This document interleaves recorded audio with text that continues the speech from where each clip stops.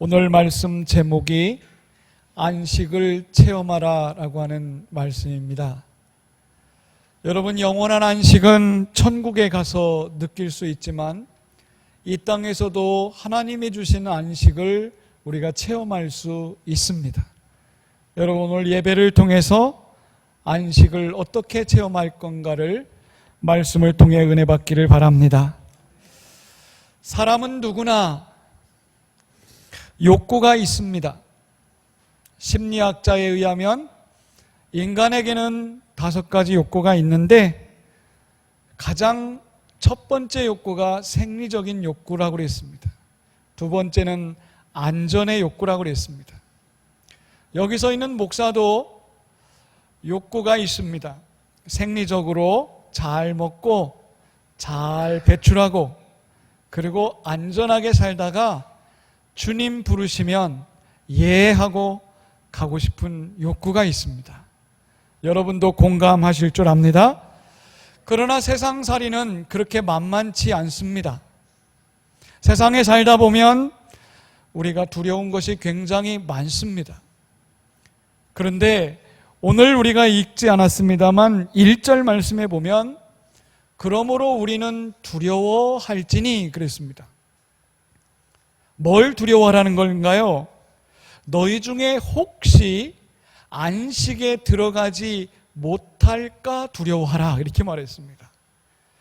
이걸 여러분 달리 쉽게 말하면 천국에 들어가지 못하면 어떡하나, 여러분 그거를 염려하고 두려워하라는 겁니다. 우리가 예수 믿고 교회 생활을 하고 있지만 여러분 하나님 말씀을 들을 때에 그 말씀을 믿음과 결부시키지 못하는 분들이 있어요. 그래서 그런 사람들은 두려워하라는 거예요. 조심하라. 4장 2절에 보니까 복음을 들어도 복음이 유익되지 못하는 사람이 있다 그랬습니다. 어떤 사람일까요? 말씀을 듣지만 그걸 믿음으로 이끌어 가지 못할 때 그런 사람은 유익이 없다 그랬습니다. 4장 7절에 보면 말씀을 들을 때에 너희 마음이 완고하지 않도록 조심하라 그랬어요. 우리 마음이 다치지 않도록 조심하라는 거예요. 여러분 말씀 들을 때 마음이 활짝 열려서 그 말씀이 내 거다라고 아멘하고 받으시기 바랍니다. 그럴 준비를 하라는 겁니다. 어떤 사람은 말씀을 들어도 마음이 완고하게 닫혀 있어서 이 말씀이 믿음으로 승화되지 못해요. 말씀이 왔다가 튕겨나갑니다. 여러분 그렇게 되면 그 말씀이 없는 삶은 안식의 삶이 이루어지지 못한다는 거예요. 그래서 오늘 11절 읽은 말씀에 보면 그러므로 우리가 저 안식에 들어가기를 힘쓸지니 그랬어요. 여러분 천국에 들어가기를 힘쓰시기를 바랍니다. 안식에 들어가기를 힘쓰는 사람은 말씀을 듣고 그 말씀이 나의 것이다 라고 믿는다는 거예요. 말씀을 믿으면 그 사람은 이 땅에서도 안식을 체험할 수 있다. 오늘 이 축복의 말씀이 여러분 것이 되시기를 바랍니다. 이 땅에서 우리는 하나님 말씀을 의지하며 살아가야 됩니다. 왜냐하면 하나님 말씀은 길이며 진리이기 때문에 그렇습니다. 여러분 그런 사람은 말씀을 믿는 순간 내가 인생의 길이 환하게 밝혀지는 거예요. 여러분 그런 축복이 우리 성도들에게 있었으면 좋겠어요. 여러분 짐승들은 몸이 성하고 배부르면 짐승은 행복해합니다. 여러분 돼지나 개나 고양이들 보세요. 음식을 갖다 주고 먹고 나면 한숨 늘어지게 자면서 행복한 표정을 짓습니다. 그런데 어떤 사람은 인간도 그렇게 될 거라고 생각합니다. 여러분 착각입니다. 인간은 몸이 성하고 배부르면 등 따스고 배부르면 그게 평안한 겁니까? 인간은 그렇지 못해요. 왜냐하면 현대사회를 보십시오. 대부분의 사람들은 조건이 충족한 가운데 살아가고 있습니다. 그러나 사람들의 얼굴이 여러분 행복해 보입니까? 길거리 나가서 지나가는 사람들 몇 면을 한번 보십시오. 사람들이 웃고 지나는 사람이 별로 없습니다. 다 찡그리고 뭔가 피곤한 기색으로 가는 것을 볼 수 있어요. 그런 사람들을 보면 여러분 행복해 보입니까? 인간은 잘 먹고 잘 쉬고 그것만으로 행복하지 않습니다. 왜 그럴까요? 인간은 떡으로만 살 수 없는 존재이기 때문에 그렇습니다.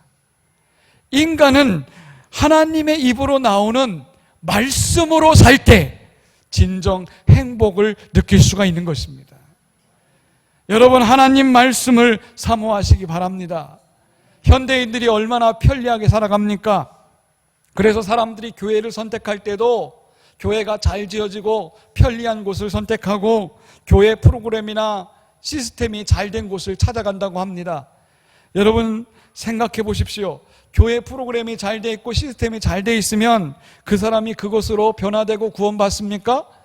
그거 아닙니다. 그거는 일단은 편리할 수는 있습니다.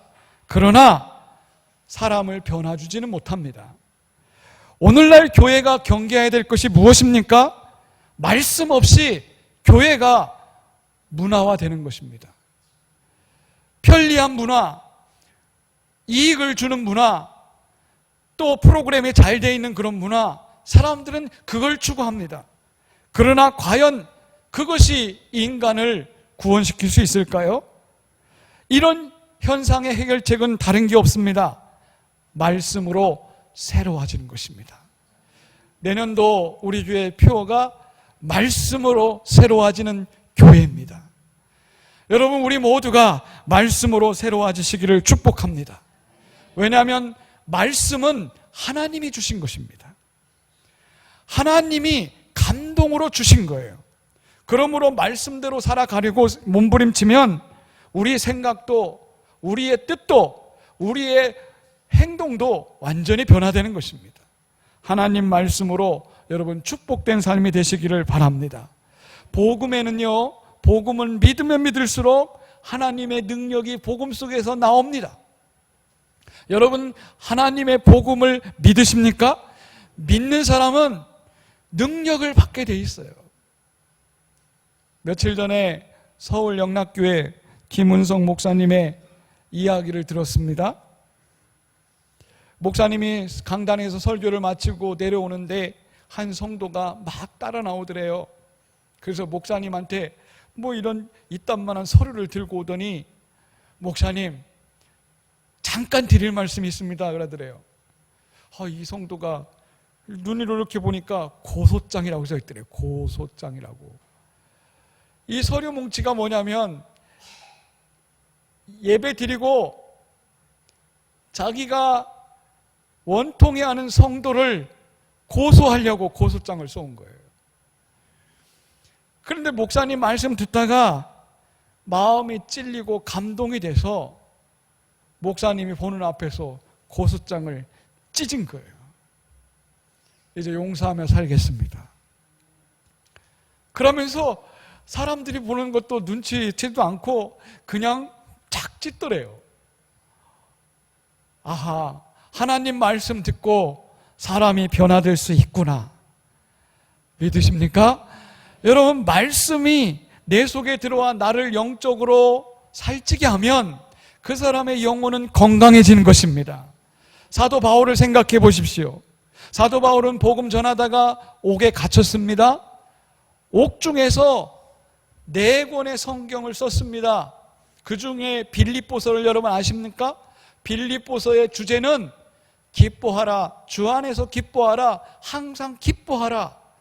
여러분, 감옥에 갇혀 있는 사람이 감옥의 담을 넘어서 감옥 밖에 있는 사람들에게 여러분 기뻐하십시오라고 쓰는 겁니다. 이게 말이 됩니까? 지금 자기는 감옥에 앉아 있는데 감옥의 밖에서 생활하는 사람들에게 여러분 주님 잘 믿고 기뻐하며 사십시오. 무엇이 바울을 이렇게 달라지게 했을까요? 하나님을 믿는 믿음, 말씀이 그를 사로잡고 있었습니다. 그래서 그가 기록한 옥중서신이라는 서신서들을 보면 희망이 넘쳐납니다. 꿈이 넘쳐나요. 사람들을 기쁘게 합니다. 여러분, 우리 성도들은 말씀 속에 파묻혀서 세상을 변화시키기를 축복합니다. 말씀의 지배를 받으면 우리 스트레스 받지 않습니다. 왜 인간이 스트레스 받는지 아세요? 말씀을 떠나서 내가 어떻게 해보려고 하니까 스트레스 되는 거예요. 내가 이 문제 풀어보겠다고 하니까 몸부림치니까 여러분 갈등이 생기고 마음에 압박을 받는 거예요. 이렇게 해보십시오. 말씀대로 될지어다. 말씀에 이끌리시기 바랍니다. 말씀이 나를 리드해 가면 말씀 따라가기만 하면 돼요. 그런데 말씀을 제쳐놓고 내 삶은 내 것이니 내가 알아서 하겠다, 이렇게 하는 순간 우리는 스트레스를 받게 돼 있습니다. 여러분, 성경은 마치 거울과 같아요. 오늘 아침 여러분 거울 보고 오셨잖아요. 저도 봤습니다. 거울 앞에 딱 서면 누가 보입니까? 내가 보여요. 그렇죠? 하나님 말씀은 거울과 같아서 내 마음을 비춰줍니다. 이 말씀을 읽으면 읽을수록 아하, 내 마음이 찔리고 내 마음을 반듯하게 보게 해주세요. 그래서 말씀 앞에 나를 비춰보면 내가 얼마나 잘못 살고 있는지, 얼마나 잘못된 생각을 하는지 이게 환하게 보여요. 그래서 말씀을 자주 보면 자주 볼수록 어떻게 해요? 자기를 고치잖아요. 우리가 거울 앞에 서면 옷 매음새를 고치고 내 얼굴의 이 모양을 고치듯이 말씀 앞에 서면 내 마음과 내 심령을 바로잡습니다. 여러분, 그렇게 되기를 축복합니다. 말씀은 우리로 하여금 사명감을 줍니다. 여러분, 에스더서라는 서라고 하는 성경을 읽어보면 에스더가 민족의 위기 앞에서 모르드게의 말을 듣습니다. 모르드게가 뭐라 합니까? 하나님이 너를 이렇게 왕비로 세운 것은 이때를 위함이 아니냐, 이렇게 말해요. 여러분, 잘 생각해 보십시오. 오늘 여러분들이 지금 이때에 사용하시려고, 여러분을 사용하시려고 하나님이 부르셨습니다. 그러면 우리가 말씀 중심으로 살아가십시오. 그러면 말씀을 통하여 여러분을 사용하십니다. 여러분이 말씀의 증거자가 될 것입니다. 하나님은 이때에 여러분들이 필요해서 능력의 말씀을 주신 줄로 믿습니다. 능력의 말씀은 여러분 누구에게나 적용될 수 있어요. 여기 꼬맹이 아이나 영섭이 처음 나온 아이도 다 말씀이 다 적용됩니다. 여기 전도하시는 분 많은데 전도할 때요, 믿지 않는 생짜배기 불신자나 아니면 초신자에게 몇 살 수준으로 복음을 전하면 될까요? 우리는 저기 어른이 오시네? 그럼 어른이 맞는 말을 이렇게 전하려고 그래요. 천만의 말씀입니다. 여러분, 불신자들은 이 복음을 못 알아들어요. 그래서 몇 살 수준으로 전하면 딱 맞냐면 5살 수준에게 하는 것처럼 하면 된대요. 여러분, 5살 아이들에게 어떻게 말합니까? 예? 어른들이 5살 아이들에게 어떻게 말해요? 애들이 알아듣도록 얘기하잖아요. 그렇죠? 여러분, 복음은 모든 사람에게 적용될 수 있는데 믿지 않는 사람들은 5살 수준으로 여기고 말씀을 전하에 듣는데요. 어른 수준 하면 못 알아들어요. 그러면 여러분, 우리가 이 설교할 때도요, 목사님들이 어디다 기준을 맞춰서 설교를 준비할까요? 저는 조금 고등학생 수준으로 맞춰서 하는데, 서울 영락교회 돌아가신 한국의 성인이라고 하는 한경직 목사님은 설교할 때 어느 정도 수준에 맞추냐면 중학생에게 하듯이 준비한대요. 그 서울 그 영락교회에서도. 그만큼 복음이 모든 사람들에게 알아듣기 쉽게 그렇게 한다는 거예요.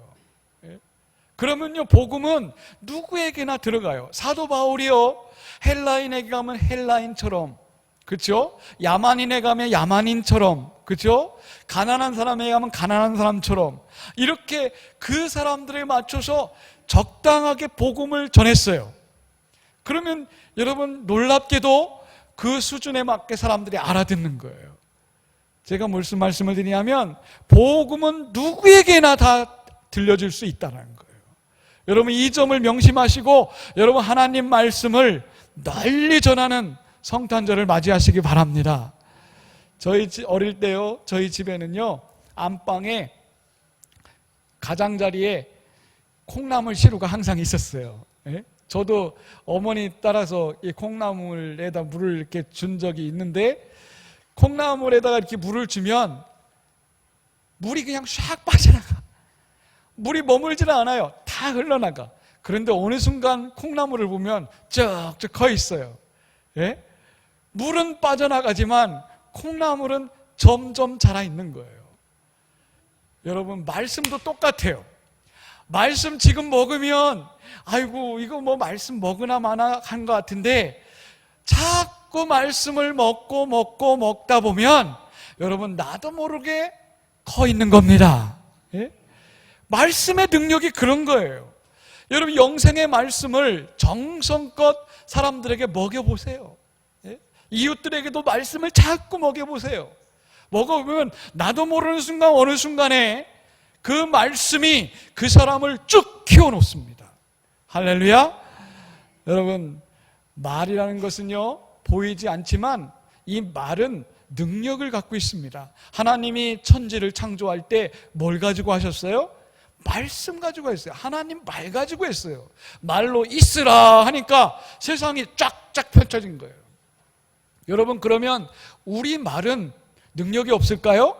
우리 말은 죽이기도 하고 살리기도 합니다. 그래서 말로만 해도 여러분 얼마든지 우리가 능력 있는 사람으로 살아갈 수 있어요. 제가 한 번은 음악 방송을 듣다가 진행자가 소개한 내용을 들으면서 굉장히 공감했어요. 이 시간에 여러분들과 함께 나누고 싶습니다. 제목은 말로 하는 여행입니다. 말로 하는 여행. 4명의 여자친구가 오래간만에 만났어요. 그래서 커피숍에서 이 4명의 여자친구를 막 수다를 떱니다. 수다를 떨다가 한 친구가 야, 우리 이렇게 잠깐 만나지 말고 하루 어디 여행 가자 이렇게 제안을 했어요. 그랬더니 옆에 있는 친구가 뭐라 그러냐면 하루가 뭐요? 가려면 2박 3일 가야지. 그랬더니 그 옆에 있는 친구가 우리 아예 일주일 휴가 내고 가자 이렇게 얘기하는 거예요. 그러니까 그럼 어디로 갈까 하다가 그래 가까운 데로 제주도나 가자 그랬더니 한 친구가 뭐라 하는지 아세요? 야, 이왕이면 그 돈에 해외에 나가자. 그랬더니 마지막 친구가 뭐라 그러냐면 나는 아이슬란드를 한 번도 못 가봤어. 거기 한번 가자 우리. 이 친구들 여행 갔을까요? 못 갔을까요? 1시간 동안 여행 못 갔습니다. 그런데 말로 1시간 동안 즐거웠대요. 헤어지면서 자기들이 낄낄낄 웃으면서 우리 세계 일주 했다고 즐거워하면서 헤어지더래요. 여러분, 말로 인간이 행복해질 수 있다는 그런 단적인 예를 든 겁니다. 우리는 말로 행복해질 수 있어요. 지금도 여러분들이 말하는 순간 그 말이 나를 행복으로 이끌어갈 수 있음을 믿으시기 바랍니다. 하나님은 말로 세상을 만드셨어요. 말로 여러분들에게 지금 말씀하십니다. 하나님이 성령을 통하여 말씀하십니다. 그럼 말로 우리는 지금 듣고 있어요. 그 말씀을 듣고 힘을 얻습니다. 능력을 받습니다. 그리고 새롭게 살고자 하는 변화를 가져오게 되는 겁니다. 그러면 여러분, 말을 어떻게 해야 될까요? 우리의 말이 하나님의 말씀이 담겨 있기를 바랍니다. 하나님 말씀 보여요, 안 보여요? 여러분 지금 듣는 거 안 보입니다. 안 보이는데 말은 안 보이는데 말은 실존하고 있습니다. 자, 제 등 뒤를 보세요. 제 등 뒤에 지금 뭐가 나와 있어요? 글씨가 나와 있죠? 글씨가 나와 있는데 여러분 눈에 보이는 건 글씨지만 컴퓨터 화면에는 이렇게 네모난 박스에 모든 게 인식되어 있습니다. 내 눈에 보이는 부분은 일부밖에 없어요. 그런데 나머지 네모 박스에 있는 것은 우리 눈에 안 보입니다. 내 눈에 안 보인다고 저게 존재하지 않을까요? 존재하고 있습니다, 컴퓨터에. 그렇죠? 컴퓨터 프로그램상에 그건 존재하고 있어요. 안 보이는 것도. 이 우주가 보입니까? 여러분, 우주 안 보입니다. 그런데 우주는 여전히 존재하고 있습니다. 여러분, 여기 앉아있는 여기는 보일 수 있지만 이 밖은 안 보입니다. 존재합니까? 안 합니까? 존재하고 있어요. 하나님 말씀도 여러분 이 세상을 창조할 때부터 지금까지 살아계십니다. 존재하고 있어요. 그걸 믿는 사람은, 오늘 말씀에 그랬어요, 말씀을 믿음과 결부시키는 사람은 그 사람은 안식을 들어간다는 거예요. 안식을 누린다는 거예요. 얼마나 놀랍습니까? 보이지 않는 하나님의 말씀이 내 안에 들어와 살아 역사하는 것을 여러분 믿으시기 바랍니다. 말씀을 믿을 때에 엄청난 능력이 와요. 우리는 신약 성경을 복음이라고 합니다. 복음이 뭡니까? 복음은 예수 그리스도에 대한 이야기예요. 예수님이 이 땅에 하나님의 아들이신 그분이 인간의 몸을 입고 왔다. 그리고 십자가에 죽으셨는데 왜 죽었느냐? 나를 위해서 죽으셨다. 이게 간단한 복음이에요. 이 복음이 내가 믿음과 만나야 돼요. 복음이 믿음과 만날 때 그 복음이 능력이 되는 것입니다. 여러분 삶에 지금 문제가 뭡니까? 말씀을 만나고 말씀을 믿으십시오. 그 말씀이 여러분을 이끌어 갈 것입니다. 분명히 하나님 말씀을 믿는 사람에게는 오늘 말씀했습니다. 안식에 들어간다고 했습니다. 우리가 안식에 들어가도록 애쓰고 힘쓰라고 하는 것은 말씀 속에서 살아가는 성도가 이 땅에서도 안식을 체험할 수 있다는 것입니다. 성도 여러분, 여러분의 삶 속에서 안식을 체험하시기 바랍니다. 그건 내가 말씀 속에 살아갈 때, 말씀을 믿고 살아갈 때 그와 같은 일이 벌어질 것입니다. 그렇게 되기를 축복합니다. 하나님 감사합니다.